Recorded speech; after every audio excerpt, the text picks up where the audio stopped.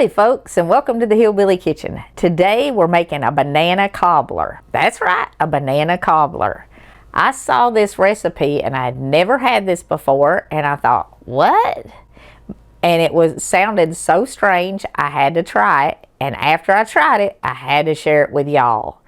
It's a fairly simple recipe. You need some bananas, and this is a really good recipe for discounted bananas. I got this big bag for $2 and it was enough to make 3 of these. You need half a cup of brown sugar, about a teaspoon of cinnamon, and a half a stick of butter. That's going to be our cobbler filling. You need another stick of butter in a 9x9 deeper pan or a 9x13. Now I'm making 2 of these. I have a 9x9 glass pan in the oven, and then I'm giving the 9x13 away to Alex because I can't eat 2 banana cobblers as good as they are. Preheat your oven to 400 degrees, and you want to go ahead and stick this butter in the oven and melt it. For the base, you need a cup of flour. I'm using self-rising flour. If you don't have self-rising flour, you'll need to add a heaping teaspoon of baking powder and a little bit of salt to it. A cup of milk, a cup of sugar, which I reduced to about 3/4 of a cup, and at least a teaspoon of vanilla. And that's it. Very simple recipe, very basic recipe. And I will tell you, this recipe or this cobbler is far better warm than it is cold. And with a scoop of vanilla ice cream, oh my gosh, it just doesn't get much better than that. But we're gonna slice our bananas and kind of caramelize them in this brown sugar and half a stick of butter. So go ahead and get you out a pot and turn it on. And I did say go ahead and put your butter in the oven and turn it on to preheat it, but my oven's already preheated because I already got a cobbler in it, so I'm gonna wait till I at least get this in the pot. If you're using a disposable pan, you do want to put a tray under it, a cookie sheet. And I had this really cute 9x9 disposable that I wanted to use to give the one to Alex, but it's not deep enough, and you'll see that when we take out our 9x13. Let's get our bananas peeled here. And while I'm peeling the bananas and cutting them up and getting them ready to throw in here for our filling, I want to take a second and ask you all to please subscribe if you are not already. We are like 12,000 away from that 1,000,000 subscriber mark. And everybody in the family is getting really, really excited. And everybody, I don't know, everybody's just getting really excited. We kind of all thought that we would be there a couple of years ago, right after we celebrated our 10-year anniversary, and for some reason for the last 2 years the channel just has not grown at all until recently. It seems like just maybe the past month, things have picked up just a little bit. I didn't tell y'all how many bananas you need. I use like between 6 and 8. If they're bruised, you might want to add in a couple of extra ones. And I do take the bruises off anytime I'm making something with bananas. If it has a bad bruise, I take it off. I watched a video the other day, and somebody was just throwing bananas that were black in a pan and making something, and I didn't even finish watching that. I mean, I don't mind a ripe banana, but there is a limit. Anyways, we would really, really appreciate it if y'all would subscribe if you're not already. Share our videos with your friends. Ask your friends to subscribe because everybody's excited about that 1,000,000 subscriber mark. And I would appreciate it. My family would appreciate it. And it would mean a lot to the channel's growth. It would go a long way toward making sure we're here for years and years and years to come, which is something I really am looking forward to. All right, now I'm going to go ahead and put this in there because we do want to melt it.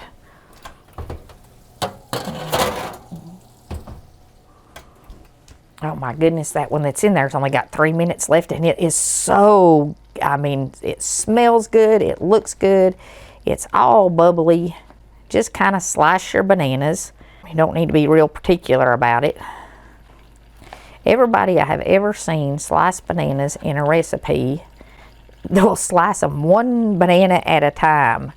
And this is a whole lot quicker. You don't get them super even all the time, but it don't matter in this recipe. And when you get to the end, you're going to have a few scraggly pieces. And I do like more fruit in my cobblers than what most cobbler recipes call for. I usually double the fruit. That's why I said 8 good sized bananas is what I would use. But you can, if you've got 6, you can make this. All right, go ahead and put in your sugar and your cinnamon. And I'll tell you what, we're going to add a splash of vanilla in here too. And I'm using light brown sugar. Could have waited for that. I'm using light brown sugar, but it does not matter. You can use light or dark brown. And what we're going to do is we're going to throw our bananas in here. Oh, that smells good. And we're going to let them kind of caramelize a little bit and, you know, kind of create a sauce for our cobbler. I'm going to have to hit that timer here in just a second, and then I'll get that other one out. Oop. Now I'm losing bananas. Look at this. I mean, it is so rich and so brown. Y'all don't let me forget that cobbler in the oven. It'll burn. Now, once we get all of our bananas in here, we want to stir them up and coat them all in that brown sugar and cinnamon and butter. And I've got to get the other cobbler out of the oven. Oh my gosh. Now this is what it looks like when it comes right out of the oven. It should be bubbly everywhere and golden brown. And I'm just going to sit this over here out of the way to let it cool for just a minute while we finish mixing up this one. And I got to get the butter out of there too, because the oven is 400 degrees. It's already starting to brown. Browned is okay when you're melting your butter in the oven for this, but you don't want it burned. And I don't want it overly browned, so I'm going to grab it as soon as I stir this, and then we'll mix up the filling. Or not the filling, the base. See, I'm doing too many things at once here. I've reached that age where keeping up with one thing is more than I can juggle. That smells good, and it even sounds good sitting over there bubbling. Okay, my butter is all melted, and it is slightly browned, which is okay, but like I said, you don't want to burn it. And I did use salted butter. I think it has more flavor, and in stuff like this, it just makes it better. Now you want to let your bananas and your caramel sauce kind of come to a simmer at least, because you want that caramel sauce in it. That is your filling for your cobbler. And now we're going to mix up the base, the bread part.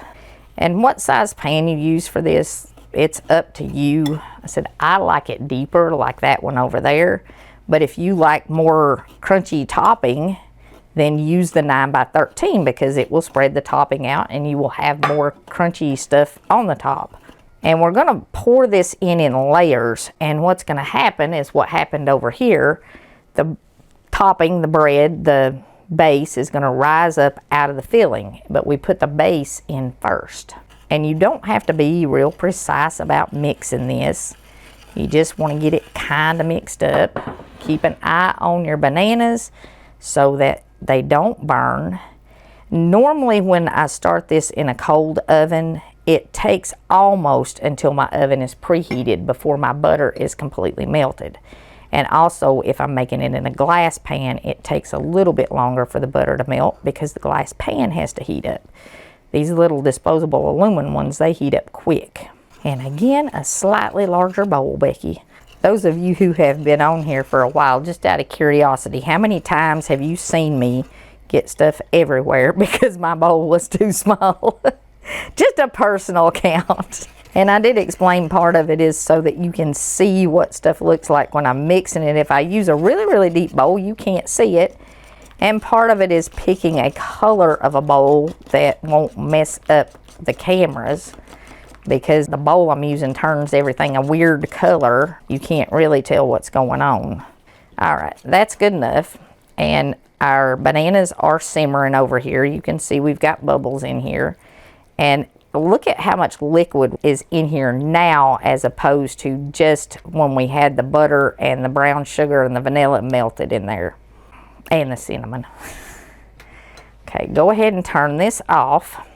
And we want to put our base, our bread, in first. Our cake part. I guess this is the cake part. And the recipe, like I said, it called for a cup of sugar, but it was really sweet. So I cut it back to 3/4 of a cup. And you could even cut the butter back to half a stick, I think. And we're just going to kind of slowly pour this in here and let the butter like rise up around the edges. You're not going to have to worry a whole lot about this sticking. And you don't have to get it mixed real good either. I mean, everybody's seen those dump cakes where they just layer the ingredients and they kind of cook, or they mix as they cook. Well, this will too. All right, now gently pour this because it is hot and you don't want to get hot sugar splattered on you. It sticks. And you just kind of pour it all in there so that it is layered. And what will happen is the breading, the cake part, will cover the top and the fruit will settle to the bottom. Okay, you're going to put this in your preheated 400-degree oven for 25 to 30 minutes until it gets as brown as you want it. If you don't like it super, super brown, take it out at 25 minutes. Depending on your oven, it may even be 22 minutes. But I like mine brown, and mine was in there for a full 30 minutes. And you can see what it looks like here. I'm going to bring it over. Okay, this is what we've got. And this cobbler base is an extremely old recipe. The cup of flour, cup of sugar, cup of milk, and vanilla. That's like old as the hills. But the banana variation is something that I had never had until I tried this recipe. And like I said, when I tried it, I had to share it with y'all because it is absolutely delicious, especially with a little vanilla ice cream. You can see all the fruit filling in the middle, and then we got the crust around the edge. And you do want to make sure you get some of everything when you scoop it out. And that's kind of the way we poured it in there. It has a really nice filling in it. And as it sits, like any cobbler, it's going to thicken up. I do recommend that having this one warm.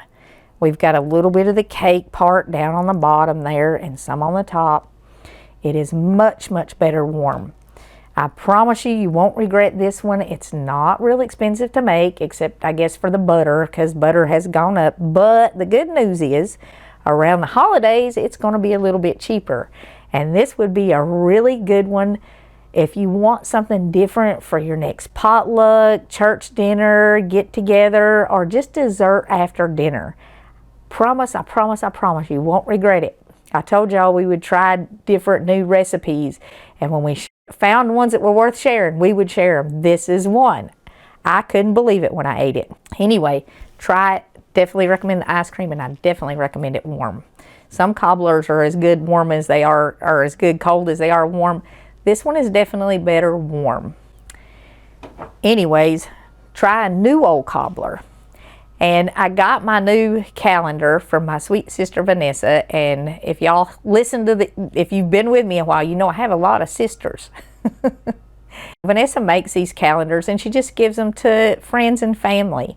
And she uses all of her own pictures and she puts the verses in and designs them.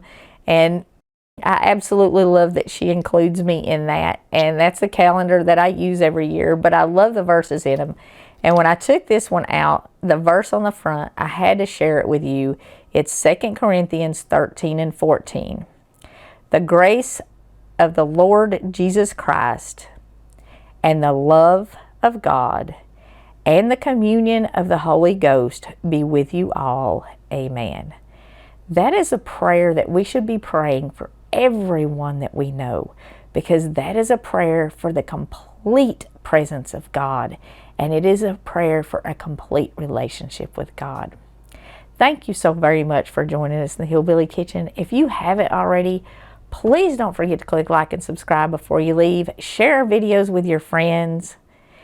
And until next time, remember to put God first. Thank you, Vanessa.